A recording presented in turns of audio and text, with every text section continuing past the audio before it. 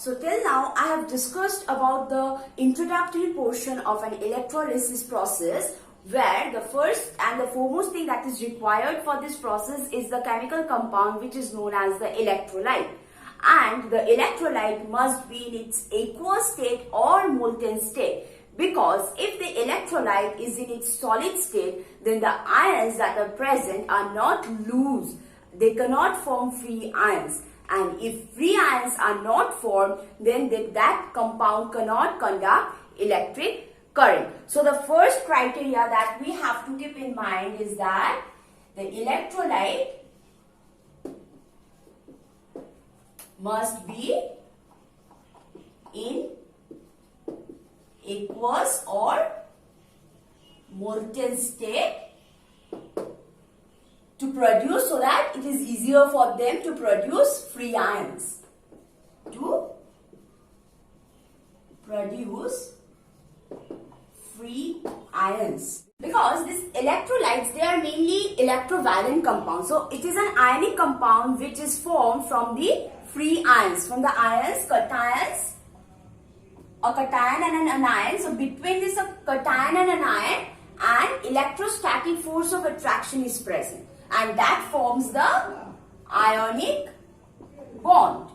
So these kind of compounds which possess ionic bond or which has electrostatic force of attraction between the cation and the anion, that type of compound is known as electrovalent compounds. So these compounds are capable of forming free ions in the aqueous state. On the other hand, if an electrovalent compound is heated and melted, so in that case the bond, the kinetic energy between the bond is higher, so automatically the bond will be weakened and thus it will be broken, and this will free the ions, the cations and the anions, which are able to conduct electric current. So the next thing that we have to know is that the electrolytes, they are mainly electrovalent compounds.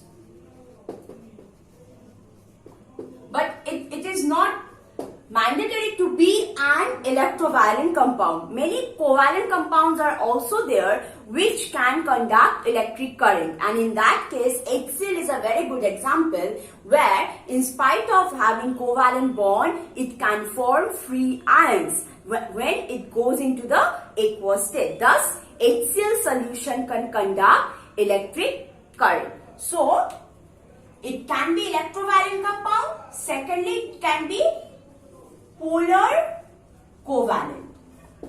So those compounds which have a covalent bond but a polar, a charge distribution is present, which when dissolved in water can form free ions, those kind of covalent compounds can conduct electric current. Next we have seen about the electrodes, where there were two different types of electrodes. One was cathode, one was anode. So better I write cathode on this side, because cathode is connected to the positive terminal of the battery and it is on the left hand side, and cathode is connected to the negative terminal.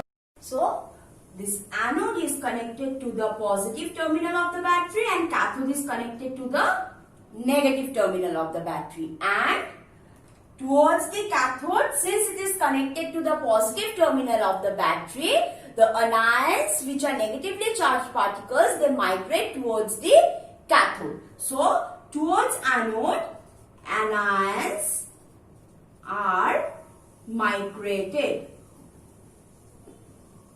And since cathode is connected to the negative terminal of the battery, so to this side, cations are migrated. And I have also discussed, when two cations or two anions are present, in that case we have to refer this electrochemical series, where the cations which are lower in the electrochemical series, they are discharged and deposited on the cathode. On the other hand, the anion which is in the lower position in the electrochemical series, in that case the anions are discharged. So, using this idea, let's take an example of electrolysis of the sodium chloride solution. So, the first one is electrolysis of sodium chloride solution. So the first thing that we have to show is that since it is a solution, so this sodium chloride will undergo dissociation and this will give rise to sodium ion and chloride ion. Since it is in solution, so the solvent present will be the water. So this will dissociate to give H plus and OH minus ion. Now we will see that both these cations will be attracted towards the negative terminal of the battery, that is the cathode. So the cathode reaction is that both this Na plus and H plus migrate towards the cathode. But since hydrogen is below sodium ion in the electrochemical series, so hydrogen ion will be discharged at the cathode. So the reaction will take place like this. H plus, since cathode is connected to the negative terminal of the battery, so this will accept an electron and it will liberate hydrogen atom, the element hydrogen in its nascent form. Now since hydrogen cannot stay as a nascent form, it will combine with another element of hydrogen atom to form hydrogen molecule. So this is the product that we are obtaining from the cathode when the sodium chloride solution is electrolyzed. And one more thing, we are using an inert electron, either using graphite electrode or platinum electrode, any electrode, and it must be inert. Otherwise, there will be interruptions in the electrolytic process. So, the product that we are obtaining is hydrogen molecule. Now, let's look at the anode side. So, anode reaction. So, since we have two anions present, one chloride ion and one hydroxyl ion, and we can see that hydroxyl ion is below chloride ion. So, both these anions will be migrated towards the anode. So, the first we have to mention that both chloride ion as well as hydroxyl ion migrate towards the anode. So, it migrates. Then, but hydroxyl ion being lower in the electrochemical series will be discharged. And the reaction that I have also shown you, that hydroxyl ion on losing electron will give out nascent hydroxyl, and this nascent nascent hydroxyl will combine to give two water molecule and one oxygen molecule. So, the product that we are obtaining from anode is oxygen molecule, and at the cathode it is hydrogen molecule. So, we can see that at the cathode, gain of electron is taking place.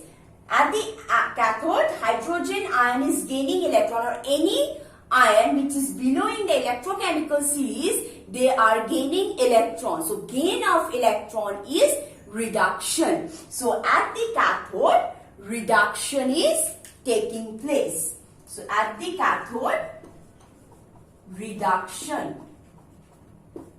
So this rod or this electrode is called reducing electrode. On the other hand, in the anode side, we can see that the hydroxide is losing electrons. So loss of electron is taking place at the anode side. So this anode is oxidizing electrode. So because oxidation is taking place at the anode. So this is an example of sodium chloride solution which is electrolyzed using inert electrode.